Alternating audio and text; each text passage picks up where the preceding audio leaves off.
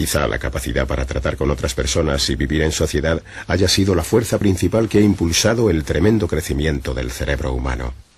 Sin duda, en cierto aspecto tiene sentido. Después de todo, lo más complicado que los humanos antiguos podían encontrarse a lo largo de su vida no era una herramienta, ni comida, ni un depredador, sino otra persona. En esencia, lo difícil no es el mundo en sí mismo, sino los demás.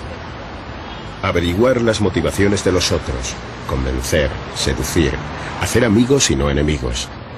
Todo esto precisa cerebro. Podemos ver cómo sucede esto en nuestros parientes más cercanos. Los chimpancés pelean constantemente entre sí por ser líderes del grupo. Aquí, un joven macho intenta derrocar al macho más viejo. Y si bien los combates son indudablemente dramáticos, a menudo más que la fuerza bruta, lo importante es la capacidad de sellar alianzas con otros chimpancés. Más vale maña que fuerza. Pasan horas y horas rebuscando en el pelo de sus compañeros. Esto se llama acicalamiento y es la llave del ascenso social.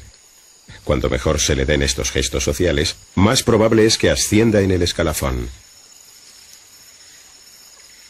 Los científicos han descubierto que cuanto más complejo es el grupo social al que pertenece una especie animal, mayor será su cerebro. La capacidad de engañar, de conseguir aliados, de ganarse a los demás, debe de haber sido vital en el desarrollo de la mente del chimpancé. Esta teoría se apoya en algo inesperado: los murciélagos. Cuanto más social es un murciélago, mayor es su cerebro. Las especies solitarias tienen un cerebro pequeño, pero el vampiro, que comparte sangre con sus amigos, es la especie de murciélago con mayor cerebro.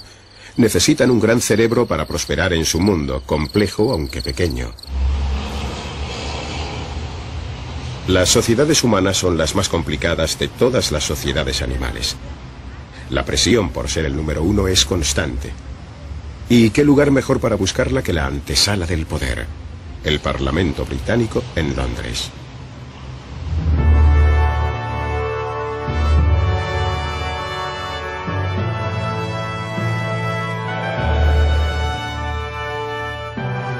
Si bien la pompa de la vida parlamentaria parece espléndida, los empujones que se producen entre bastidores a menudo son más importantes. Los políticos forman corrillos y susurran con aire de conspiración. Los pactos se sellan y se rompen. Los parlamentarios, los lores y las ladies hacen gala de una habilidad que no ha cambiado en millones de años. No somos chimpancés, pero es una verdadera selva.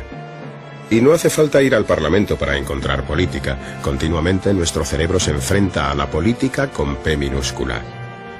Los cotilleos, halagos, murmuraciones, en casa o en la oficina, no son más que nuestra forma de llevarnos con la gente. A lo largo de millones de años, el cerebro y el cuerpo del hombre han evolucionado para superar retos cada vez más complicados. Aprendimos a manipular herramientas, utilizamos plenamente nuestro sentido de la vista y desarrollamos una potente memoria. Hace menos tiempo dominamos el lenguaje, una forma muy eficaz de acicalamiento social. Ahora podemos construir una imagen detallada del cerebro que nos hemos creado. El cerebelo, responsable de los movimientos automáticos. La parte posterior del cerebro para la visión. El córtex central para la memoria. Incluso hay un lugar concreto para el lenguaje y otro para nuestras habilidades sociales. Pero en este mapa sigue faltando algo. Es ese algo misterioso que nos convierte en quienes somos. Los científicos lo llaman conciencia.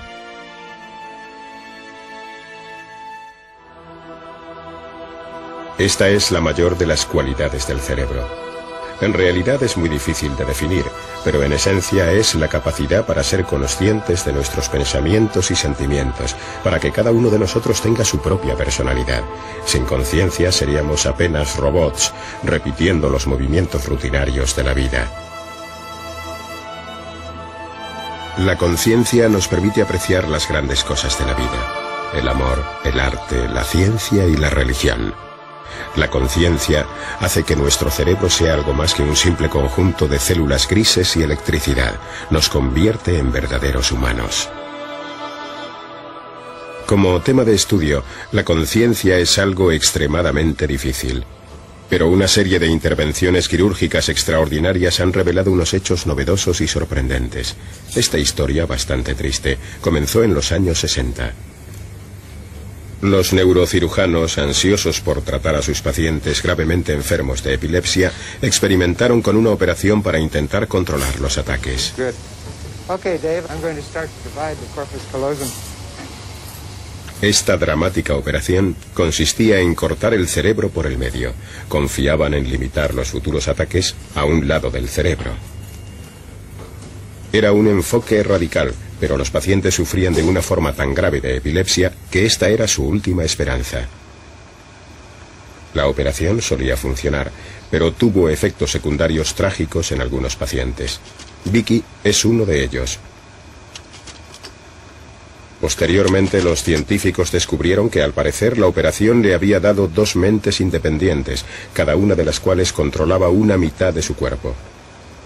Esto se hacía evidente incluso cuando Vicky se vestía. Sabía lo que quería ponerme. Abría mi armario y a veces una mano se disponía a sacarlo. Pero entonces la otra mano se hacía con el control. Un par de veces tenía puestos unos pantalones cortos y me veía poniéndome otro par encima de los que ya tenía. Y yo sabía que eso no estaba bien. No podía salir así de casa. Cada una de sus manos obedece a una mitad de su cerebro. Es como si su conciencia se hubiese partido por la mitad. Dos mentes en un solo cerebro. Esto es extraordinario.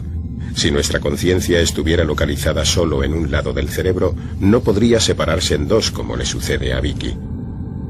Así que nadie puede señalar una parte de su cerebro y decir, ahí me encuentro yo. En pocas palabras, la conciencia forma parte de todo el cerebro. Quizá de la misma forma misteriosa que las termitas cooperan en la colonia, los numerosos elementos que componen nuestra conciencia actúan en armonía. Parece como si las funciones superiores del cerebro, la memoria, la percepción y las emociones, estuviesen tejidas uniformemente en un todo maravilloso. ¿Pero hay todavía algo más? La ciencia es una de las formas más potentes de conocer el cuerpo humano. Aún así, algunos creen que siempre habrá preguntas a las que no pueda dar respuesta. La mayoría cree que gran parte de lo que nos hace humanos permanecerá siempre como algo misterioso, incluso espiritual. Lo llaman alma.